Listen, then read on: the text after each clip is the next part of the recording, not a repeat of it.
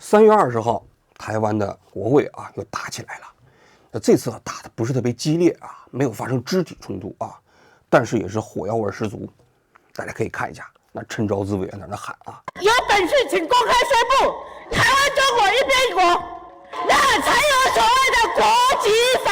有本事你们就宣布台湾独立啊，有本事你们就喊一边一国啊。”结果那个民进党的立法委员人也不含糊啊，人就直接喊啊。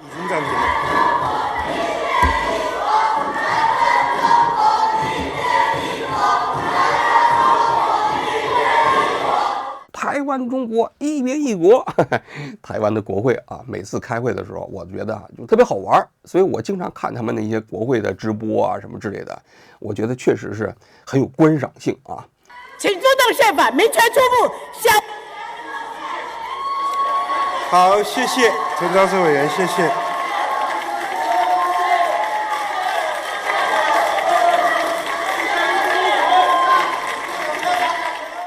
那么这一次3月20号这个国会啊，为什么双方打起来呢？这次的议题是什么呢？这次的议题啊是谴责刘世芳案。刘世芳是谁？那我熟悉啊，是台湾的中华民国的内政部的部长。大家都知道，我不是被台湾的移民署开闸，宣布5年不得进入台湾吗？这个处罚机构啊，就是台湾的移民署。这台湾的移民署呢，归台湾的内政部管。所以后来呢，我不是不服吗？要跟台湾打行政诉讼官司吗？那我就告了台湾的内政部。那由于刘世芳啊是内政部的部长，那我就把他一起告了啊。所以我对刘世芳是比较熟悉的。那为什么中华民国的国会要谴责刘世芳呢？那是因为一个叫李珍秀的立法委员。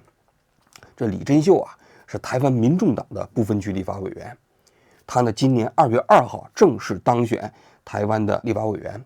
但是啊，因为民进党政府说不承认，说李珍秀啊是大陆人呢，他又没放弃中华人民共和国的国籍，现在呢变成了中华民国的立法委员，那还得了？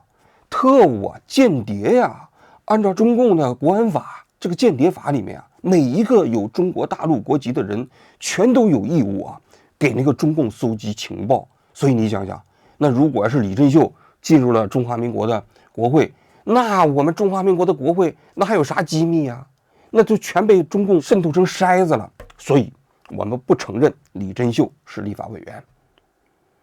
那李珍秀当选立法委员之后啊，3月16号那天啊，就质询这刘世芳。来，接下来我们请李珍秀女士上台发言。请内政部部长刘世芳女士上台，谢谢。我再重申一次，那基于韩院长上个礼拜对于法律协商的结论，我们委员会尊重李珍秀女士上台发言。结果人刘世芳呢，作为内政部的部长啊，根本就不上台，然后呢也不说话，任凭你这个李珍秀在那个台上讲了半天，完全视李珍秀于无物。所以台湾的媒体称之为啊叫空气质询。所以围绕着这个李珍秀的立法委员的资格啊，最近一段时期呢，就成为了台湾政坛啊这个蓝绿两个板块啊相互角力的一个非常重要的焦点。我们今天啊就来讲一讲李珍秀啊立法委员背后的故事啊。那么说这个故事之前呢，我们先简单回顾一下李珍秀的经历啊。这李珍秀啊是大陆人，他出生在湖南的衡阳，1973年出生啊。那他出生之后啊，他也没上过什么大学，家里头是农村的嘛，条件也不是特别好，所以呢，在上个世纪80、90年代的时候啊，就跟着自己的小姐妹啊，就到了广东那边去打工，进了工厂里头做了一个生产线上的女工。就在这个过程中，她认识了自己后来的丈夫，一个台湾人嘛，台资企业嘛。后来两个人一来二去呢，就决定结婚。李珍秀后来接受馆长采访的时候，他要回忆啊，他说当时啊，他们家乡那个地方女孩子出生啊，还是要彩礼的。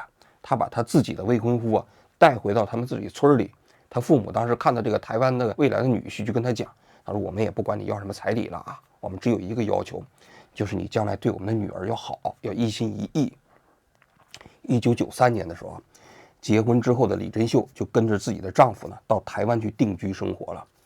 他们到了台湾之后呢，就被称之为陆配，陆就是大陆的陆，配就是配偶的配，这是针对大陆啊到台湾生活配偶的一个专有的名词。这些年呢不叫陆配了，叫中配。为什么叫中配呢？叫中国，因为你讲陆配给人感觉大陆和台湾还是一个国家，你叫中配，那你这个跟粤配、跟这个美配、跟日配那就一样了啊。这其实也是反映出一种心态的变化。目前在台湾呢，一共有36万的陆配。早期这个陆配啊，其实多数都是像李珍秀这样的，往往是女孩子嫁给台湾的男的。因为那个年代啊，大陆的经济实力跟台湾比起来差很远，多数大陆的女的嫁给台湾人之后呢，都是跟随自己的丈夫到台湾去生活，因为到台湾生活，一下子生活水平就比大陆好很多嘛。所以那个时代的陆配有着显著的时代特征。这李珍秀到了台湾之后啊，那跟自己的丈夫呢就生活在台湾的新竹，她呢也与世无争，岁月静好，一口气生了5个孩子。我觉得中华民国得感谢的啊，台湾人现在也不怎么生孩子啊，人家李珍秀，你看这些年来生了5个中华民国的国民。那么2021年的时候啊，这李珍秀啊开始走上了从政之路。那么据他自己讲啊，当年呢是柯文哲啊还是台北市的市长。柯文哲这个人呢，比较有个人魅力啊，讲了不问蓝绿啊，只问是非啊。后来呢就成立了台湾民众党，准备参加台湾的大选。就在这一年，那台湾民众党在新竹搞一个造势大会，那么李珍秀就参加了这场造势大会，现场他被感动了啊，当场就交了1万台币，成为了台湾民众党的终身党员。据他自己讲，他党证上的号啊排在前1万，属于台湾民众党比较早期的资深党员。加入台湾民众党之后呢，当时新竹那个地方搞选举啊，他就成为了新竹市党部的志工。台湾的很多政党运作都靠自己党内的这些志工啊去参与，比如选举的过程中发这个宣传单呐，跟那些人上街去扫街拜票啊，非常辛苦。据他自己讲，一场选举下来，自己又变得又黑又瘦，他自己的邻居朋友都不理解。但是他那个时候呢，就特别旺盛的精力就投入到台湾民众党的这些党务过程中。到了2024年，台湾民众党不是参加大选吗？柯文哲不是选总统，然后呢，台湾民众党也提出来了不分区的名单。那么台湾民众党啊，当时在这个不分区名单中间呢，就预留了一个叫新住民的这个不分区立法委员的代表的席位。所谓新住民，就指所有从外面到台湾定居的这些人。但新住民的群体里头，最大的就是陆配啊。你想陆配加起来36万呢，你其他国家加起来，像什么越南配偶啊、日本配偶啊，加起来可能都没有这个大陆的人多啊。那么一开始台湾民众党并没有提名李珍秀作为这个不分区名单的候选人，已经提名了另外一个人。但是李珍秀呢就不放弃，一直在跟台湾民众党推销自己。他自己你想想，是来自于大陆的陆配，同时呢这几年又一直热心于参加民众党的各种各样的党务啊。后来台湾民众党提议的那个新住民的立法委员的候选人自己就放弃了，就不愿意干了。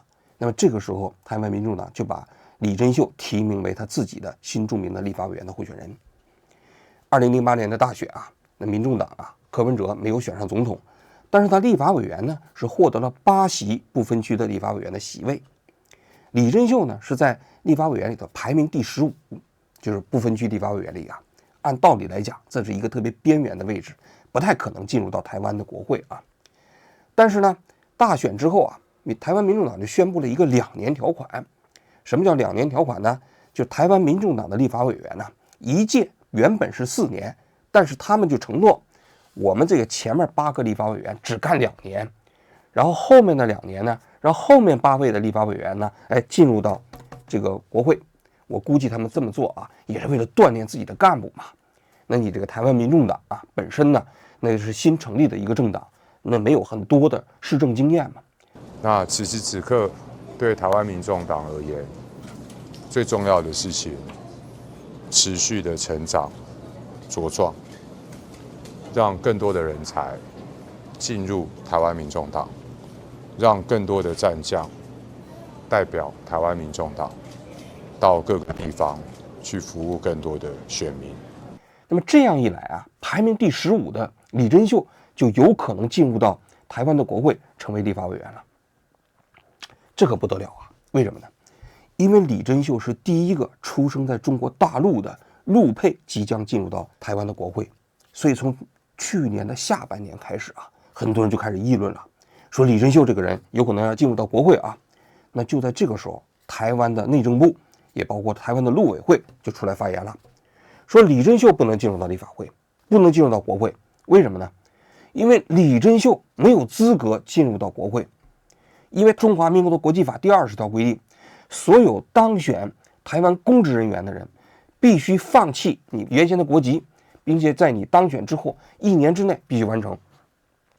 你看台湾那个副总统萧美琴，那是出生在日本的美国人啊，那是混血儿嘛。那后来他为了选中华民国的副总统，就放弃了美国国籍。你看，就是这个国际法的规定嘛啊。所以你这个李珍秀，你原先是中华人民共和国的，你1993年才到台湾的，你又没有放弃中华人民共和国的国籍啊，那所以你就不能当选这个立法委员。这是台湾这个行政机关的意见啊。那台湾民众党也包括李珍秀呢就不干了。李珍秀为了当选立法委员已经做了很多准备，从去年下半年开始，他就到台湾民众党的主席黄国昌的办公室当助理，熟悉台湾的整个国会的运作规则、议事规则啊。我们去年不是拍了一个纪录片叫《陆配在台湾》吗？在今年的春节期间播放的啊。拍着台湾有5个陆配，其中有一个就是这个李珍秀。所以台独早就台独了，我们当然是要维持我们的民主自由，对吧？没错啊，你看你来台湾还可以当立法委员，多好！我在大陆你没有可能啊，你连一个香港你都不可能。说到这个片子里头啊，我在这里还要给李珍秀做一个澄清，因为当时我们的纪录片里头有一个细节，就是李珍秀在一个电梯口啊，跟一个人在那寒暄，说啊。他其实回中国大陆也没有办法参选，但是当时那个字幕啊听得不太清楚，我们就打成了可以参选。但是如果你要是仔细听，人家说的是不能参选。没错啊，你看你来台湾还可以当立法委员，多好！你没有可能啊，你连一个香港你都不可能。结果我们的纪录片播了之后啊，那很多绿营的人就说：“你看李珍秀都承认他回大陆可以参选，这不就是证明他有双重国籍吗？这就是证明他其实不应该当选立法委员吗？”说起来不太好意思，所以我们今天的节目里头啊，也是正式的给李珍秀啊立法委员啊做一个澄清。人家当时说的是回大陆不能参选，不是说可以参选啊。那么这围绕着李珍秀的这参选资格啊，从去年一直吵到了今年的年初，在今年的2月2号这一天，李珍秀是正式被中选会认定，当选了台湾的这个立法委员。2月3号这一天啊，他在大法官的见证之下，正式宣任就职。宣任就职那一天啊，那这新任的8位的民众党的立法委员搞记者见面会。记者见面会的时候，记者都在问李珍秀，其他的人都不问了啊。李珍秀当时啊，还专门做了准备。他说，陆委会一直要求他放弃中华人民共和国国籍，但是啊，放弃不了啊。为什么放弃不了？他说，我不是没放弃啊。他说，我前不久我就拿着中华民国的这个护照台胞证，又回了一次中国大陆，到了湖南这个地方啊。一开始到我的出生地那个衡南县公安局的出入境办事 ，OK， 衡南县公安局出入境管理局想要申请放弃国籍但是县公安局完全不受理，但是我没有放弃，我又再跑了一趟市公安局出入境管理处，同样不被受理，就如同陆委会邱垂正主委所言。到目前为止，没有任何陆配因为台湾身份放弃中华人民共和国国籍成功过。他说：“你看，我没办法放弃啊，不是说我不想放弃，是因为大陆和台湾啊这种体制啊是没办法互相放弃国籍的。”这里头我给大家补充一个背景知识啊，就大陆和台湾呢，实际上互相之间都不承认对方作为一个国家而存在。大陆不承认台湾，对不对？中华民国我们肯定不承认。台湾中华民国啊，理论上来讲也不承认中华人民共和国，因为你中华民国的宪法啊，你规定啊，你的主权范围也是覆盖大陆地区啊，海棠叶嘛，对不对？后来李登辉为了在台湾搞直选嘛，就把中华民国的宪法给改了，就加入了增修文条例。这增修文条例里就规定啊，这中华民国的地区分为自由地区和大陆地区。大陆地区呢，还是我们中华民国的地方，但是现在我们没管呢。是吧？治权仅限于台澎金马。那么为了处理两岸之间的事务，那么在1993年的时候，就通过了一个《两岸人民关系条例》。这《两岸人民关系条例》里面啊，其实也是说了，就是在国家统一之前，我们制定了这个本法。那么李珍秀就讲了，《两岸人民关系条例》里头就规定说，在台湾拥有户籍10年以下的人，那大陆的啊，那到台湾涉及不到10年的人，不能台湾的公职人员。那李珍秀是1999年获得了台湾的中华民国护照，到2024年他去选举立法委员的时候，他实际上获得台湾的护照已经25年了，早就符合这个条件了。所以他说，你看我当时去参选的时候，中选会审核我的资格没有问题，我在2月2号中选会也宣布我当选了，大法官也在当着我的面，这个时候我宣誓就职了，所以他认为他当选立法委员是毫无问题的。但是啊，那民进党的行政机关那还是继续不承认的。那当时不是行政院院长卓荣泰就说了，他说我们认为这个李珍秀这个资格不行，为什么不行呢？就是国籍法，你得去放弃国籍，否则的话，李珍秀我们认为是属于非法当选，我们行政院不承认。怎么不承认呢？第一，涉及机密的所有的文件我们都不给李珍秀，而且他们称李珍秀为女士啊。来，接下来我们请李珍秀女士上台发言，不是立法委员。第二，李珍秀如果当时要质询我们行政机关的官员的时候，我们不接受，我们不接受他的质询。那么为了解决这个问题啊，那当时韩国瑜院长还专门召开了一次朝野协商，因为当时行政院就要求韩国瑜啊，也就是立法院的院长韩国瑜啊，解职这个李珍秀。韩国瑜说，我们立法院又不是一个执法机关，我们哪有资格解除这个立法委员的资格呢？解除资格只能是中选会去解除，对不对？那中选会你说他当选无效，那你中选会的事情啊。但中选会现在也有个问题，中选会现在也近乎瘫痪了，只有4名委员，4名委员没办法开会，也就没有办法决定这李珍秀本身当选是不是无效。那么其实还有一条路径啊，就是如果是行政院觉着李珍秀的立法委员的资格无效，他应该去申请大法官释宪，或者是提起这个李珍秀立法委员的当选无效之诉，就起诉他，说他这个立法委员的资格当选无效，那一直可以打到台湾的宪法法院嘛。那韩国瑜说你们打嘛，结果民进党不打，那不打的话，等一会儿我们来分析他们为什么不打这个官司啊。那么最后朝野协商的结果，最后没有共识嘛。那么韩国瑜就说，在李珍秀的立法委员没有哪一个机构剥夺他之前，那还是要尊重李珍秀的立法委员他的这个职权的。但是啊，那人家行政机关行政院人家没把他当回事儿。3月16号，李珍秀作为民众党的立法委员第一次质询，质询的对象就是内政部的刘世芳。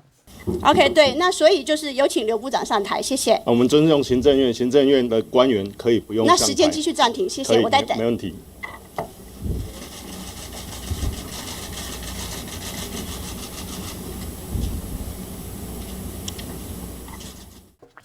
这次质询啊，应该说民众党也没做好准备啊。那李珍秀在台上啊，整个质询的过程中口气很弱，然后呢，刘世芳呢就坐在台下，根本就不看这个李珍秀，也不上台，也不发言，整个过程中间完全无视李珍秀的存在。而这个台湾民众党呢，那天其他的那些立法委员啊，基本上也没到现场给李珍秀声援，所以李珍秀那天啊，给人感觉孤立无援。那一天的质询过程中，召委呢是民进党的，所以那个民进党的召委呢就猜测尊重行政机关的不上台不发言的这个权利。我觉得行政立法互相尊重，那所以说我们也尊重行政院，那行政院官员可以不用上台。OK， 那其实今天其实所有的委员会也都会遇到，那我们先尊重李珍秀女士的发言。OK， 那其实台湾是法治国家哈，大家国人都在看。对，那中华民国宪法还在这边，任何的一个立法委。所以那天的李珍秀的质询过程被媒体归纳为空气质询。部长，如果再次质询的话，遇到李珍秀委员，你会接受吗？还是一样。第一个，我认为李珍秀女士仍然是李珍秀女士，她不具备有立法委员的资格。这是3月16号的事情。那么于是乎3月20号，那么国民党和民众党就联合提出来了一个谴责刘世芳案。主席、各位同事、各位国人，今天这个谴责案只有一句话：行政院行政权不能凌驾在国会之上。我想请教民进党的朋友们，到底今天的台湾是你们过去一直想要修改的五权呢，还是心心念念的3权，或者是我现在眼睛看到的只剩下1权呢？行政权要独大吗？你为什么要谴责刘世芳？刘世芳，你是一个内政部部长啊，行政机关你没有权利决定立法委员的当选资格是不是有效，而且啊，你这个行政机关的官员受国会的监督啊，那你怎么一个立法委员在台上跟你质询，你都不上台呢？这是藐视国会啊！这实际上伤害的不仅仅是这个李珍秀这个立法委员的尊严呢，实际上是对整个中华民国国会所有立法委员的不尊重啊！所以，这国民党和民众党就联合提出了这个谴责案。主席、各位同仁，今天台湾民众党团提出这一案，不是为政治操作，而是要问一个最根本的问题：立法院还是不是立法院？谴责案这个过程中，因为现在在这个国会里头啊，国民党和民众党是占多数啊，那实际上民进党是少数啊。但民进党那天那些发言也是相当激烈啊。那黄捷上去就发言说啊，是担任中华民国台湾的立法委员不能双重国籍，就是这么简单。担任中华民国台湾的立法委员不能有双重国籍，就是这么简单。过去台湾民众党也是有麦玉珍委员这样的新住民，他有放弃啊。过去国民党、民进党所有的新住民来到台湾，我们都非常欢迎，大家就是遵守台湾的法治、台湾的民主，所以他们照着台湾的法律放弃了他们的双重国籍。请问这么简单的问题，李珍秀女士没有办法回答吗？你效忠的是哪一个国家啊？中华民国，那你为什么不去抗议国台办，反而抗议李博毅呢？你该谴责的不是李博毅，而是国台办，而是中华人民共和国。然后呢，沈伯洋上去就说了，所有中国大陆的人，那只要有国籍，都是这个也有间谍的义务啊。大家不要忘记，只要有中国国籍，依照中国的国家情报法，就必须要帮中国收集情报。今天任何人要做台湾的立法委员，他要放弃双重国籍，他在进入立法院的时候，他还要签他没有具备其他国籍的文件。这相关的文件现在在哪里？所以你看到了吗？我们不让这个李珍秀当立法委员，是爱护他。为什么爱护他呢？因为呢，请问在这边任何有一点良心的人都可以仔细想一下，如果一个人有中国的国籍，要收集情报，请问我们要保护这样的人？难道我们要害他吗？我们要让他被中国威胁吗？我们要让他的家人被威胁吗？只要有一点良心的人应该就知道，你们来让他当立法委员是在害他，不是吗？你看双重困境，然后这沈伯洋还说了，说什么固有疆域，所谓的固有疆域，我们那个固有疆域是什么意思啊？固有疆域是固定的固，不是固有的固。沈伯洋的言下之意啊，就是说中华民国的这个所谓的主权范围就是台风金马，根本不涉及到中国大陆。那国民党的那个立法委员罗志强，那战斗力比较强啊，他最后发言，我最尊敬的沈伯洋委员，如果你爸爸在赚红钱的时候，你也可以像现在这么慷慨激昂，我对你是最敬礼，好不好？我也要今天向在座的民进党委员致上崇高的敬意。台湾中国一边一国喊得好响亮啊，岛屿天光了啦，了不起啊！来，立可白立委林怡景率领的民进党众家立委提的两国人民关系条例跑哪里去了？他就当时就在那讲啊，他就说有本事你们就修改宪法啊！我要告诉各位，谢谢大家。台湾中国一边一国不是用喊的，台湾中国一边一国，民进党把立法的条文拿出来修两岸人民关系条例，你就做到了。你把这个国家统一之前那几个字给取除了，对不对？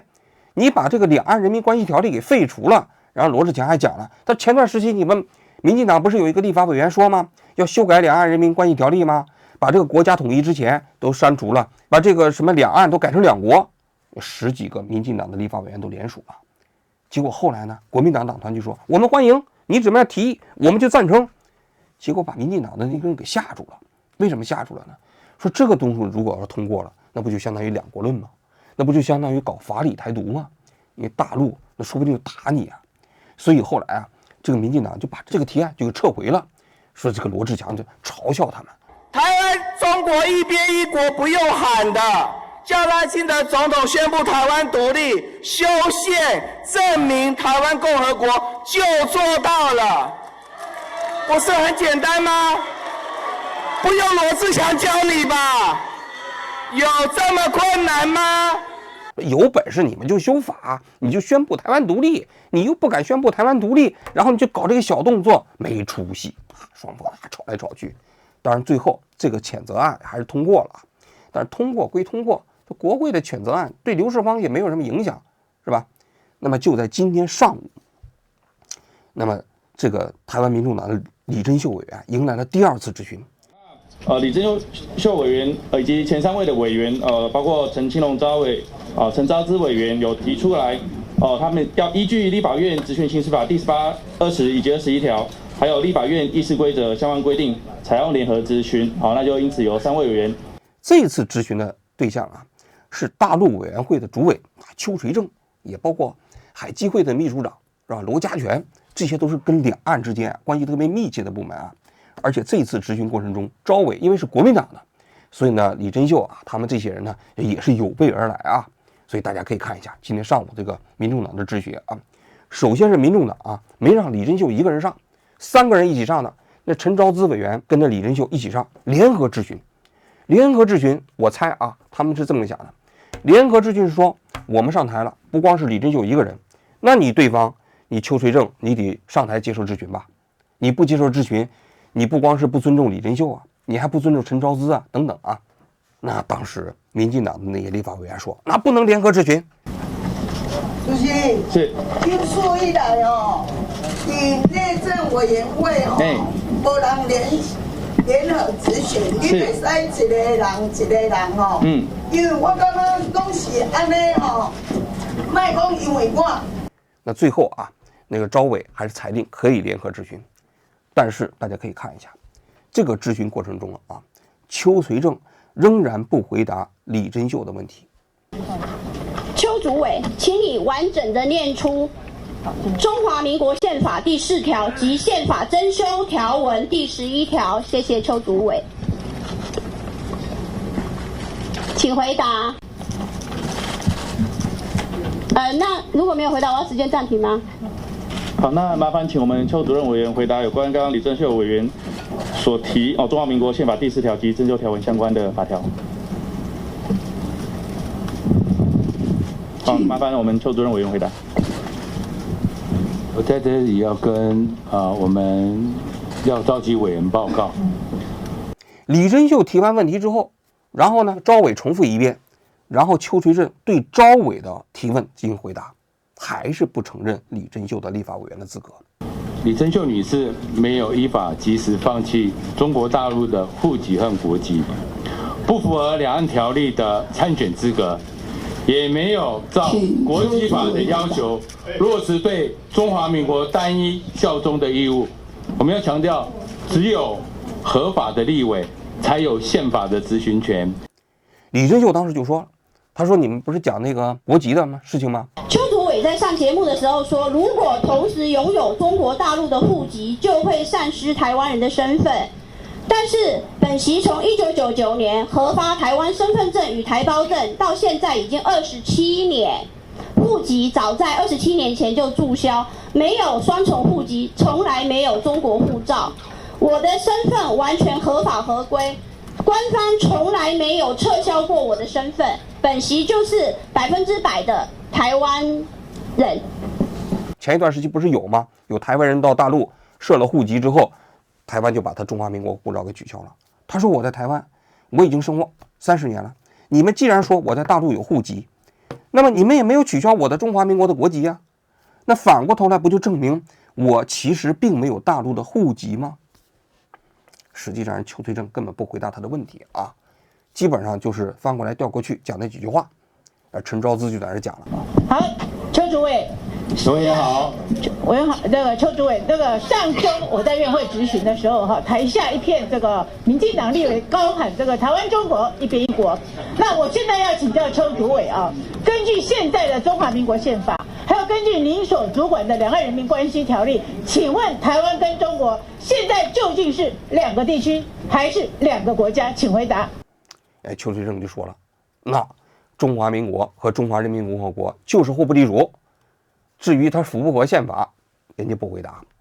所以你可以看到了吗？就是今天的这场质询啊，基本上也是一个无效质询。虽然邱垂正坐到了台上，结果李珍秀对他们的质询啊，本身还是空气对空气。那接下来我来讲一讲我对这个事情的看法啊。首先呢，我个人觉得啊，这李珍秀当选中华民国的立法委员，在法律上没有问题，因为两岸关系条例啊，它在位阶上是高于国籍法的，因为按照台湾的这个宪政体系，特别法高于普通法，两岸人民关系条例属于特别法，国际法属于普通法。那么两岸人民关系条例是优于国际法的。那么李珍秀他当选立法委员是按照两岸人民关系条例里面在台湾超过10年就可以当选公职人员的条件去参选的，并且当选的，这一点在法律上根本没问题。而且邱垂正啊，他在那质询过程中间，他还狡辩，他说你这个李珍秀啊，你没有放弃户籍啊，你放弃户籍是2024年、2025年才放弃吗？但是你看一下两岸人民关系条例，他并没有讲你什么时候放弃大陆户籍，他讲的是在台湾涉及不到10年，也就是说他这个标准卡的就是你台湾有没有涉及。所以啊，其实啊，民进党的这个行政机构啊，这一次围绕着就是整个李珍秀的立法委员的资格啊，在法理上是站不住脚的，因为按照中华民国的宪政体系啊，它其实本质上来讲是一个一中框架。我刚才不是讲了吗？李登辉当时修宪的时候啊，修宪把中华民国的地区分为自由地区和大陆地区。那么大陆地区台湾现在管不了，但是它实际上在主权仍然属于中华民国，这也就是两岸之间所特殊的这样一种状态，就主权呢是互不承认，但是治权呢互不否认，就这样一个状态。所以按照中华民国的宪法，如果你仔细按照这些条文去看的话啊，那么大陆和台湾的确同属一个中国。那么台湾认为这属于中华民国，大陆认为属于中华人民共和国。那么按照这个法律体系下，李珍秀你的这个所有的当选资格都是遵循两岸人民关系条例，拿国籍法这肯定是错了。那么民进党为什么要拿国籍法来说李珍秀呢？这其实也特别简单啊，因为如果你要是按照两岸人民关系条例让李珍秀来当选立法委员，就等于变相承认了所谓的一中框架的中华民国宪法。事实上，虽然台湾的中华民国宪法是这么规定的，但是这些年来实际上台湾民众也好，也包括民进党也好啊，是不把中华民国宪法当回事儿的。他们实际上在具体的施政过程中间，基本上贯彻的是两国论的标准，两国论的原则，所以才拿出来了这次的国籍法来要求李珍秀啊。他说我不管你是中华人民共和国国籍还是哪个国家的国籍，你只要当选公职人员，你就必须放弃国籍，你放弃不了，那我们没办法，我们就不能让你当选立法委员嘛。那么这个标准的设定，其实本质上来讲，它就是把中华人民共和国当外国嘛，大陆和台湾就是两个国家嘛，这是民进党本身的算计啊。如果要是李珍秀能够当选，那不就认为这是一国论吗？所以虽然李珍秀这个事情啊是一个立法委员的资格问题，其实是一国论对抗两国论的这么一个对撞。那第三个方面，我过去一直批评啊，说台湾的这个民主啊有点劣质民主的味道啊。什么叫劣质民主啊？其实这里头我认为有一个非常重要的标准，就是民意大于法治，或者是民意可以操弄法治。因为如果你去看台湾的中华民国宪法、两岸人民关系条例，李珍秀当选立法委员这件事情啊，实际上路径是非常清晰的。这里头我要补充一个信息，为什么台湾的行政院不愿意发起李珍秀当选无效之诉呢？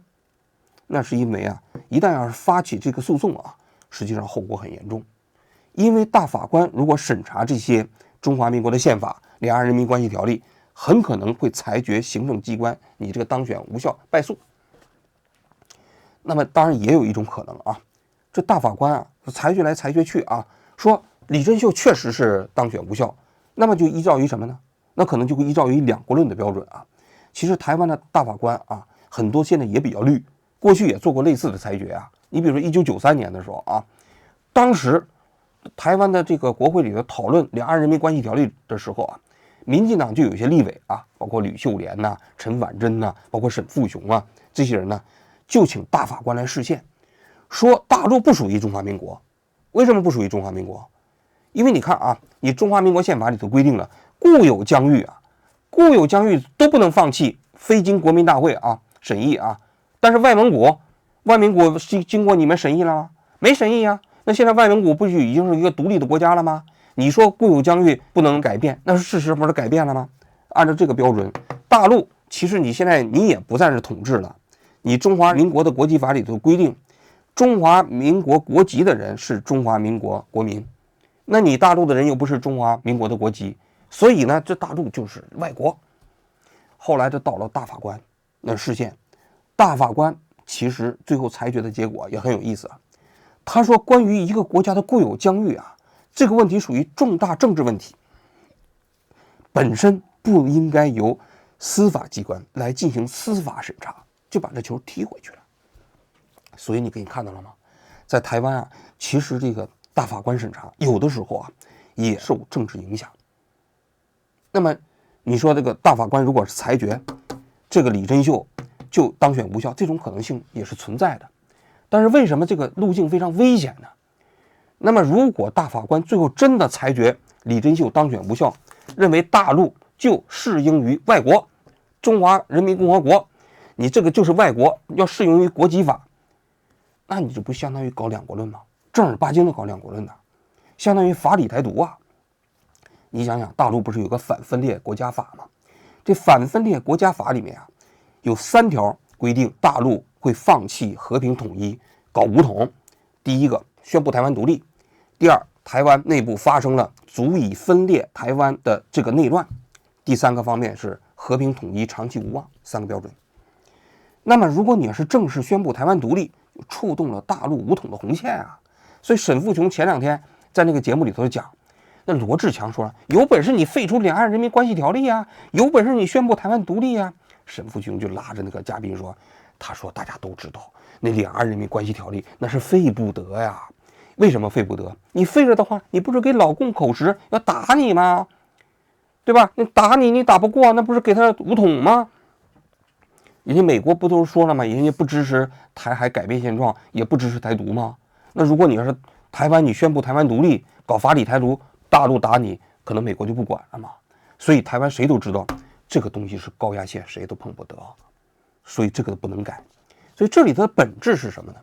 本质就是在我看来，台湾的民进党这面的政治势力啊，实际上长期以来贯彻的就是两国论。但是呢，为了维持台海和平，他的中华民国的宪法他不会改，包括两岸人民关系条例他也不会改。但是在具体施政过程中，他会用两国论的标准来实施。这次要求李珍秀适应于国际法，目的就是如此。其实这里头啊有一个很重要的背景，就是台湾民众大部分人认为台湾和大陆就是两个国家。前2天柯文哲接受采访的时候说，关于李珍秀的事儿，他们内部搞过一个民调，说大部分台湾人就是认为李珍秀不该当选立法委员。他说这就是民意啊，为什么民进党敢操弄这个呀？其实就是因为这些民意本身就认为大陆和台湾就是两个独立国家呀，这是社会现实啊。如果不是因为大陆有一个反分裂国家法，台湾早就宣布独立了，那这是一个客观现实嘛。所以实际上本质上来讲，就是大陆和台湾双方对于双方的这个国家认同已经发生了不可逆转的十分对立的变化。大陆认为台湾是中华人民共和国的一部分，过去台湾的宪法认为大陆是中华民国的一部分。但是现在台湾人也包括民进党政府都认为大陆就是一个独立的国家，这个独立的国家跟台湾互不隶属。但是呢，又惹不起大陆怎么办呢？那我在宪法我不改，但是底下我就悄悄摸摸的都用两国论的标准来实施。但我认为啊，其实这种做法对台湾并没有什么太大的好处。为什么呢？因为你去看一下，关于台湾问题的定义权，在这些年来一直都会转移到大陆手上去了。你就比如说反分裂国家法，2005年通过的啊，关于武统的3原则，是大陆画了红线。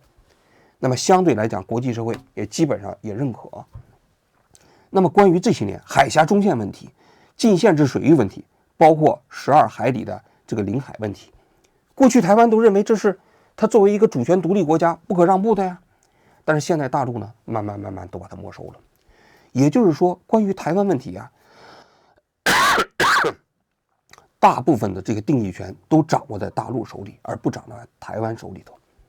这其实是台湾从长远发展来讲最大的问题。你把门关起来，你把李珍秀的立法委员的资格没收，又能怎么样呢？能证明台湾就是一个独立的国家吗？能证明台湾就安全了吗？在我看来，根本改变不了台海两岸之间的根本的情势。所以啊，在我看来，就这场围绕着李珍秀的立法委员的资格啊，实际上就彰显了今天台湾社会的这样一种现状。这种现状啊和发展趋势啊，实际上对台湾社会未来的发展只有坏处没有好处。好了，我今天就讲到这里，谢谢各位。主席、各位同事、各位国人，今天这个谴责案只有一句话：行政院行政权不能凌驾在国会之上。我想请教民进党的朋友们，到底今天的台湾是你们过去一直想要修改的五权呢，还是心心念念的3权，或者是我现在眼睛看到的只剩下1权呢？行政权要独大吗？韩院长已经裁示，在协商的时候还没有终局判决之前，曾秀伟已经完成宣誓，拿到当选证书，就应该依法来行使他的职权。结果部长刘世芳，他在3月16号傲慢、骄傲、傲慢、霸道，直接不上台备询，这是在对抗国会。如果所有的部长都学习他，赵伟也去护航他，那立法院如何去行使我们的监督权呢？面对这60、70年来的半个世纪以上纠结的问题，民进党政府选择的是头马蜂窝。你用普通法去冲撞宪法，你用普通法去冲撞特别法，把本来应该平等对待的这个新住民，你们嘴巴说新住民一律平等，事实上是在制造标签、制造对立，累积你们年底选举的筹码。我们要求行政院做出，我们要求立法院做出最严厉的这个谴责，也要求民进党立刻停止这种践踏民主的这个行为啊！单一国籍好，有本事请公开宣布台湾中国一边一国，请公开宣布台湾中国一边一国，赖政府请宣誓，那才有所谓的国籍法。第二，尊重我的发言权。时间暂停。时间暂停。召集委员，时间暂停了。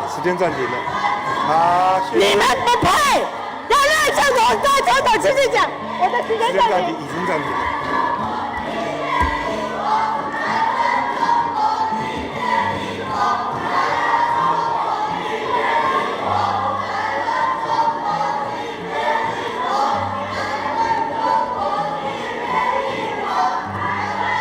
这件事是如你们立委讲的吗？